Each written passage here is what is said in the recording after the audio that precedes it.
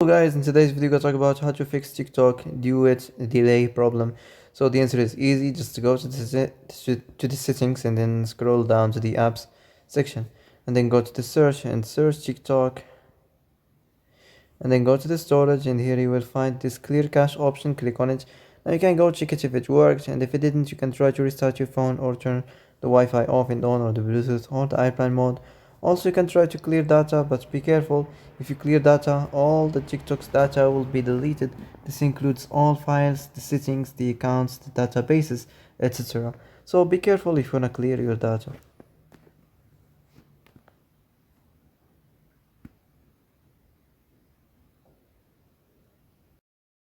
So that's it for today's video. I hope this is the answer you've been looking for.